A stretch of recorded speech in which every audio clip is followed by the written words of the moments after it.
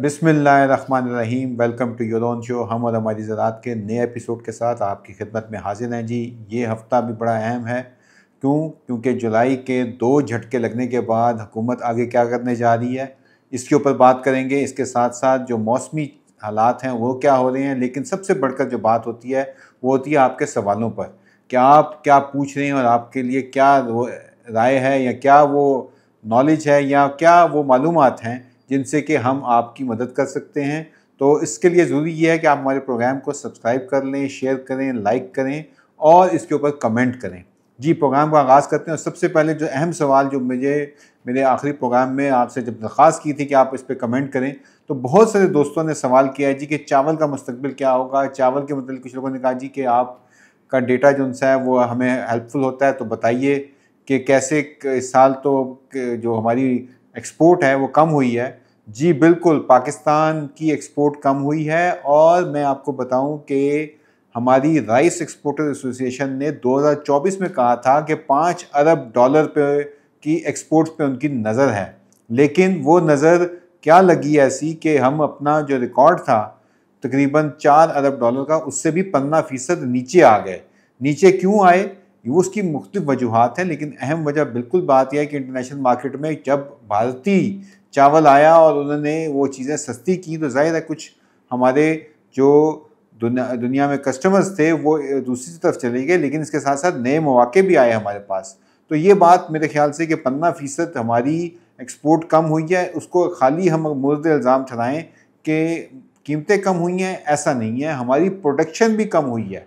यहाँ तो हम कहें ना कि हमने जो अपनी क्वांटिटी थी, यानी कि जो हमारी मेट्रिक टन 5.8 जो मिलियन मेट्रिक टन हमने भेजा, उसमें भी हमें जो है वो ये नहीं कि वो बढ़ी है, वो कम हुई है। तो अब सवाल ये उठता है कि लोग बार बार पूछ रहे हैं, और हमारे दोस्त, कि इस साल चावल का क्या बनेगा जी। चावल दुनिया में देखें इस टाइम जापान में, हर बांग्लादेश में बड़े इसके असरात हैं, सैलाब आ रहे हैं, और बड़ा हमारे अपने मुल्क में सैलाब आ रहे हैं, उस पर भी बात करता हूँ। लेकिन देखें, बात यह है कि आपके पास क्या चॉइस है, और चॉइस हम शुरू से कह रहे हैं। और यही बात राइस एक्सपोर्ट जो एसोसिएशन ऑफ पाकिस्तान है वो भी कह रहा था कि जी हमें ठीक है, हाइब्रिड है, किसान को फ़ायदा भी होता है, उसमें नुकसान भी होता है, लेकिन अगर हम देखें मजमूई तौर पर जो हमारी पहचान है पाकिस्तानी चावल, वो है बासमती। और बासमती की काश्त हमने कहा था कि उसकी बढ़ाएं, और उसकी अगर काश्त हम बढ़ाते हैं तो हमारा ये है कि हमारा वो कीमतों का जो असर था, जो भारतीय, वो जिसे हम कहते थे कि जोग्राफिकल टैग उसके ऊपर हुआ है, जीआई टैग उसके ऊपर, उनका जो मुकदमा था वो हार गए हैं, और उससे हमारी मसनूआत की मांग बढ़ गई है। तो उसको देखते हुए हमने अपने चावल के ऊपर उतना ध्यान नहीं किया। तो लोग अभी 1509 लोगों ने कहा जी बहुत लगा रहे हैं। जी बिल्कुल, पाकिस्तानी चावल लगाएं और बहुत अच्छी उसकी देखभाल करें। लेकिन एक अहम नुक्ता इसके ऊपर, जिसके ऊपर मैं अब बात करने लगा हूं, वो है कि पाकिस्तान की एक्सपोर्ट्स ज़्यादा होती कहाँ हैं। वो होती हैं खलीजी ममालिक में, वो होती हैं कनाडा में, वो होती हैं यूरोप के ममालिक के अंदर। अब वहाँ पे जो ट्रंप साहब ने एक टैरिफ की कहानी लगाई है शुरू, अब वो ढूंढ रहे हैं कि जी उन मुल्कों की ज़रा बाजू मोड़ी जाए जिसमें कि मसला है वो है कि उनकी एक्सपोर्ट का सोर्स क्या है। पाकिस्तान के मुतालिक एक पहले तो मजमूई बात कर लेंगे। हम पहले भी कह चुके हैं कि हम ज़रई मुल्क हैं, लेकिन हम ज़रई मुल्क, अगर मैं डेटा को देखूं तो शायद उसमें ज़रई मुल्क का मुझे शक की निगाह से देखा जाएगा जब हम ये बात करते हैं। क्यों? पाकिस्तान उन 50 ममालिक की लिस्ट में नहीं है जो कि अपनी ज़रई ज़रूरियात पूरी करने के लिए ख़ुद कफ़ील हों। अब पाकिस्तान अगर 50 ममालिक, छोटे ममालिक ओमान जैसे ममालिक में भी उसमें ऊपर हैं, और बड़े ममालिक हमारे जैसे ईरान है उसमें भी हमारे से ऊपर है, तो इसका मतलब है कि कोई ऐसा सिलसिला है जिस वजह से हमारा ये नंबर नहीं बन पा रहा। तो 7 मुख्तलिफ इसके जो शोबाजात को देख के, ज़राअत के और उसके लिहाज से उन्होंने कहा जी कि 50 दुनिया के ममालिक जो अपनी ज़रूरियात पूरी करते हैं ज़रई अपनी आबादी के लिए, कम अज़ कम मसला नहीं है, इतना अपना खाना उगा लेते हैं जितना कि उनकी ज़रूरत होती है, तो उसमें 50 नंबर में भी हम नहीं आ रहे। तो क्या वजह है? वजह बड़ी सिंपल है जी। वजह है कि हमारी रुझान जो उनसे है, जब हम हुकूमत टैक्सेस लगा रही है, हुकूमत हमारे पेट्रोल महंगी कर रही है, इनपुट्स महंगे हो रहे हैं, महंगाई जा रही है। आपको पता है कि जून जुलाई के अंदर जो नज़र आ रहा है कि 3 से 4% महंगाई बढ़ जाएगी, ये बढ़ गई है। अब उसके असरात जब आते हैं तो हुकूमत ने क्या किया था कि गंदम की कीमत ना बढ़ाकर, हम कई प्रोग्रामों में कह चुका हूँ कि उसका असर ये हुआ कि महंगाई को कंट्रोल कर लिया, लेकिन कंट्रोल क्योंकि वो आर्टिफिशियल था, उसमें मार पड़ी सबसे ज़्यादा किसान को। लेकिन अब वो इतना उसका बेस बढ़ चुका है कि वो अब मज़ीद लोगों को निचोड़ दिया गया है। ख़ुसूसन हमारा, जब आप कहते हैं कि 45% हमारी आबादी जो उनसी है वो गुर्बत की नकीर से नीचे चली गई है, तो ये वो क्या वजह हुई कि जिस वजह से देखें पैसा आता है तो खुशहाली आती है। अगर आप पैसा इतना ज़्यादा चीज़ें महंगी कर देंगे तो पैसा ख़त्म हो जाएगा। पैसा ख़त्म हो गया तो फिर क्या होगा, फिर आपकी इकॉनमी नहीं फूलती। तो उस वजह से हुकूमत मेरे ख्याल से उनको जहाँ पे ठीक काम करते हैं हम ठीक बात कर रहे हैं उनकी, जहाँ पे हम समझते हैं कि गलत काम है, गलत उनकी इस्लाह के लिए तनकीद भी करते हैं। लेकिन मेरा नहीं ख्याल कि टैक्सेशन करने से, चीज़ें करने से या बाजू मरोड़ने से या गला दबाने से इस मामले में ज़रूरी मुल्क का स्टेटस हम अपना ठीक कर सकते हैं। हमें ज़राअत को चाहिए, क्योंकि पाकिस्तान वो मुल्क है जहाँ दुनिया में सबसे ज़्यादा लोग मुल्क छोड़कर दीगर ममालिक चले गए हैं। मिलियंस में पिछले साल चले गए हैं। अब आप अंदाज़ा करें वो कहाँ से जा रहे हैं। वो यहाँ पे क्योंकि रोज़गार के नहीं हैं, उस वजह से हुआ। पाकिस्तान एक दो शोबे ऐसे हैं जो मैं हमेशा बात करता हूँ कि वो वहाँ से अपने रोज़गार के पुआंगे पैदा होते हैं। एक हम कहते हैं IT या हमारी टेक्नोलॉजी या कंप्यूटर, दूसरे नंबर पे ज़राअत। अब वो टैरिफ की जो कहानी है उसको हम देखते हैं। टैरिफ पे होने क्या लगा है अभी, जो हमें जो सामने नज़र आ रहा है और अभी छुपा हुआ आप लोगों को दिख रहा होगा, लेकिन अब आपको सामने वो मामला लेके आ रहा हूँ जिसके लिए मैं बहुत ऐसा काम भी किया है, हम उसको बढ़ा भी रहे हैं। वो है ट्रेसेबिलिटी।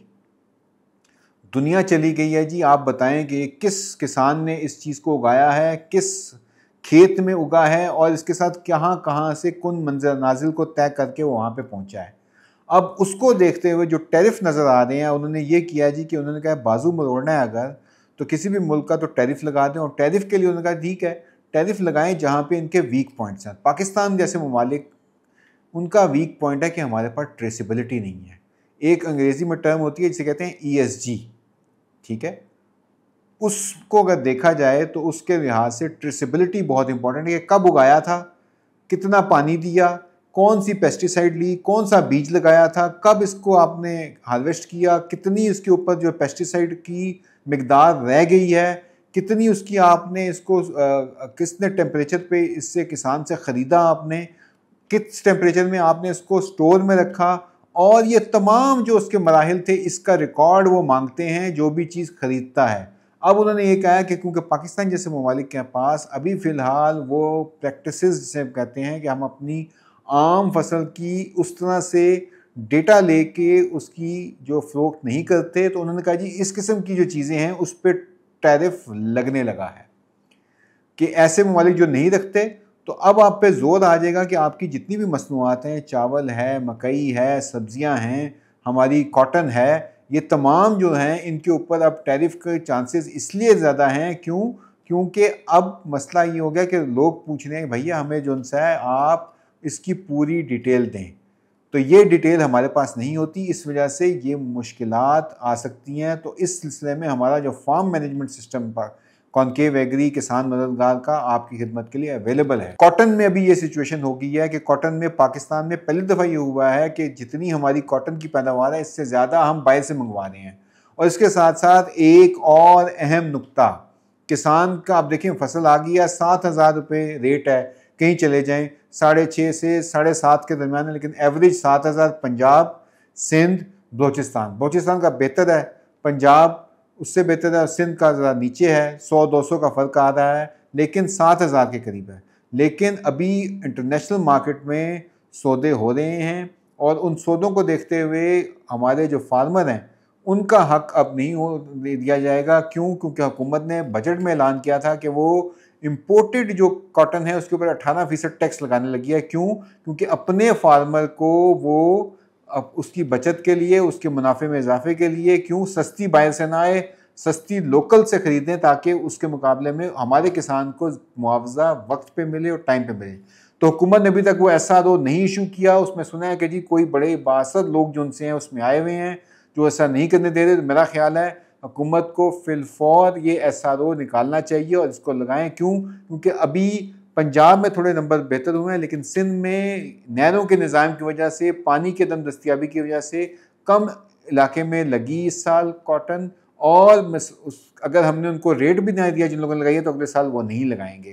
तो ये एक मुश्किल सूरत हाल है। इससे निकलने के लिए हुकूमती इकदाम की फौरी ज़रूरत है। तीसरे नंबर पर जी आपसे बात करनी है, वो बात करनी है जो इस वक्त मानसून शुरू हुआ है, चावलों की फसल लग चुकी है, लेकिन जो मकई, लोगों ने सवाल भी किया कि जनाब मकई की हमारी फसल ख़राब होगी है बारिशों की वजह से, क्या किया जाए। मकई की जी बिल्कुल 2 फसलें लगाएं। क्यों? मकई के बड़े ही रोशन हैं, डोमेस्टिक हमारी जो लोकल ज़रूरत है वो भी बहुत ज़्यादा है, इसके साथ साथ एक्सपोर्ट में भी है और इसमें अच्छे दाम आपको मिलेंगे इंशाल्लाह। तो आप जो मौसमी मकई है उस पर तरफ भी जाएँ। क्यों? क्योंकि आलू में बहुत ज़्यादा मार पड़ चुकी है आपको। दूसरे नंबर पे ये जो बारिशें अब हो रही हैं तो इसमें एक नई टर्म हो गया। दुनिया में कैसे करते हैं लोग काम? दुनिया में ले आए हैं डिजिटल इंश्योरेंस या डिजिटल एग्रीकल्चर इंश्योरेंस।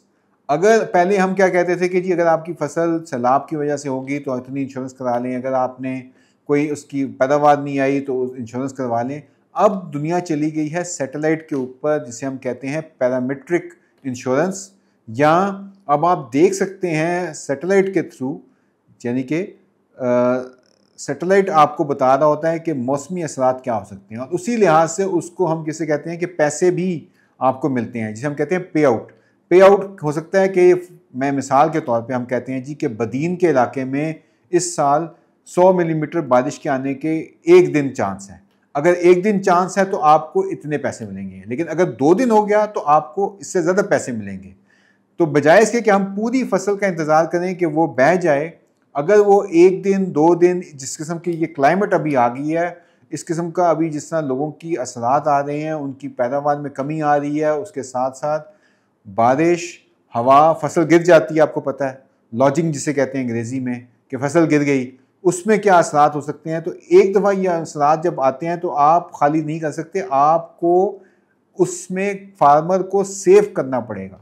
सेव करने के लिए अभी हमारे पास हम काम भी कर रहे हैं मुख्तलिफ बैंक के साथ, इंश्योरेंस कंपनीज के साथ, और उसका तरीका ये है कि हम बता सकते हैं, जो हमारे पास मालूमात आ गई हैं जिसमें कि हमारे पास वेदर की इंफॉर्मेशन होती है, विंड कितनी होगी, गर्मी कितनी होगी, टेम्परेचर कितना ऊपर जा सकता है, या इसी तरह बारिश कितनी हो सकती है, उसके लिहाज से देखते हुए और पिछला 20-25 साल का डेटा देख कर हम बता सकते हैं कि इसके होने के, और 95% से ज़्यादा चांसेस ये होते हैं कि वो एक्यूरेट इन्फॉर्मेशन होती है। तो उससे ये होता है कि किसान का भला हो सकता है, बजाय इसके कि हम इंतज़ार करें कि उसकी सारी फसल बह जाए या ज़्यादा गर्मी की वजह से वो पैदावार जो उनकी है वो ख़त्म हो जाए। हम क्यों ना उसको दिनों के हिसाब से वो कर लें, और इसका एक तरीका डिजिटल तरीका है, डिजिटल इंश्योरेंस का है, जिसकी आप कर रहे हैं। इस सिलसिले में मेरे ख्याल से एक बहुत ही पायदार इंश्योरेंस प्रोग्राम गवर्नमेंट को शुरू करना चाहिए। इसमें प्राइवेट सेक्टर को इन्वॉल्व करें, हमारी खिदमात हाजिर हैं, हम इसको लेके चल सकते हैं, ऑलरेडी ये काम कर रहे हैं। कॉर्पोरेट फार्मिंग में इसकी बड़ी मांग है, तो अब कॉर्पोरेट को अगर दे रहे हैं तो छोटे फार्मर को भी दें।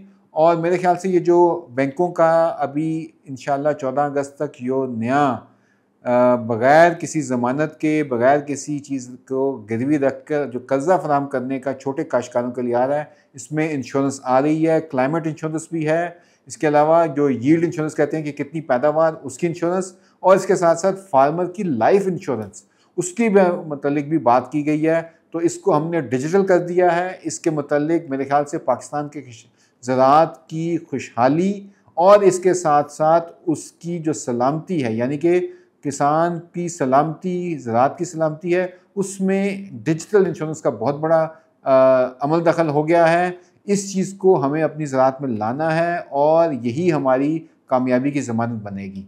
इस सिलसिले में अपने मज़ीद सवालात हमें भेजिए ताकि हम अपने प्रोग्राम में आपकी राय को शामिल कर सकें और आपके सवालों के जवाब भी दे सकें। इंशाअल्लाह अगले हफ्ते आपके सवालों के साथ दोबारा हाजिर होंगे, फिर दोबारा मुलाकात करेंगे और कोशिश करेंगे कि आप तक अहम तरीन मालूमात वक्त पर पहुँच सकें। बहुत शुक्रिया। अस्सलाम वालेकुम।